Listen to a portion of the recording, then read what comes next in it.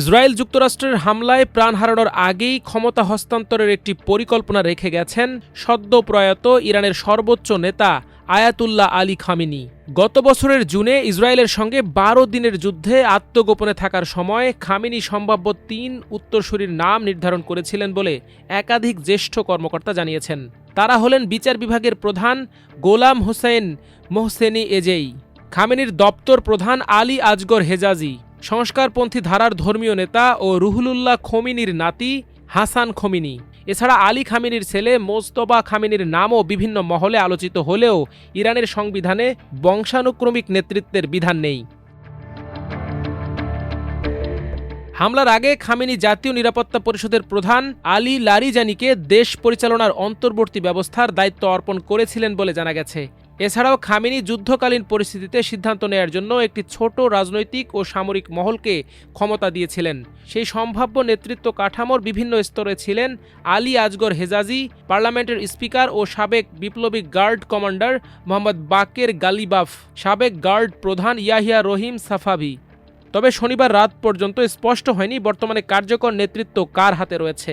এমন অনিশ্চিত পরিস্থিতির আগে পররাষ্ট্রমন্ত্রী আব্বাস আরাকসি বলেছিলেন, আমাদের কিছু নেতা হারালেও সেটি বড় সমস্যা নয়, আত্মরক্ষায় আমাদের কোনো সীমা নেই। খামেনির মৃত্যুর পর রাষ্ট্রীয় কাঠামোর ভেতরে ক্ষমতার ভারসাম্য, ধর্মীয় কর্তৃত্ব ও সামরিক প্রভাব, এই ৩ উপাদানের সমন্বয়ে নির্ধারণ হবে ইরানের পরবর্তী সর্বোচ্চ নেতা কে হবেন।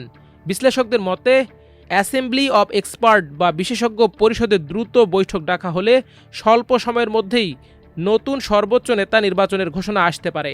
তবে চলমান সামরিক উত্তেজনা পরিস্থিতিকে আরও জটিল করে তুলতে পারে। ইরানের সর্বোচ্চ ধর্মীয় নেতার শাসনের এই ব্যবস্থা চালু হয় ১৯৭৯ সালে ইসলামী বিপ্লবের পর থেকে।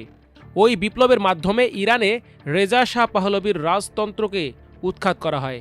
আয়াতুল্লাহ রুহুল্লাহ খোমেনির নেতৃত্বে দেশটিতে ইসলামী প্রজাতন্ত্র প্রতিষ্ঠা হয় এবং তিনি হন দেশটির প্রথম সর্বোচ্চ নেতা। ইরানের সর্বোচ্চ নেতার পদবি হিসেবে আয়াতুল্লাহ শব্দটি ব্যবহার করা হয় শিয়া মুসলিমদের কাছে, যার অর্থ সিনিয়র ধর্মীয় নেতা।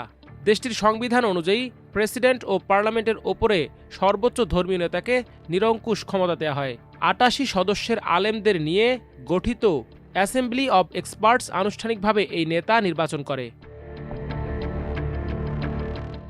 আয়াতুল্লাহ আলী খামেনি ছিলেন আয়াতুল্লাহ রুহুল্লাহ খোমেনির ঘনিষ্ঠ অনুসারী। তিনি ১৯৩৯ সালে ইরানের মাশহাদ শহরে জন্মগ্রহণ করেন। ১৯৮৯ সালে প্রথম সর্বোচ্চ নেতার মৃত্যুর পর আলী খামেনি ইরানের সর্বোচ্চ নেতা নির্বাচিত হন। তখন থেকেই তিনি দেশটির পররাষ্ট্রনীতি ও সামরিক কৌশলের প্রধান নির্ধারক হিসেবে দায়িত্ব পালন করছেন।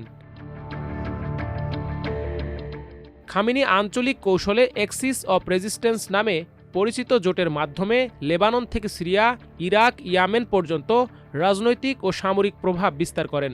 যুক্তরাষ্ট্র ও ইসরায়েলের বিরুদ্ধে তার কড়া অবস্থান, পারমাণবিক কর্মসূচিতে দৃঢ়তা এবং অভ্যন্তরীণ বিরোধ কঠোরভাবে দমন তাকে একজন কট্টরপন্থী শক্তিশালী নেতায় পরিণত করেছে। তবে আধিপত্যবাদী শক্তির হামলায় অবশেষে প্রাণ হারালেন তিনি। মাল্টিমিডিয়া ডেস্ক, আমার দেশ।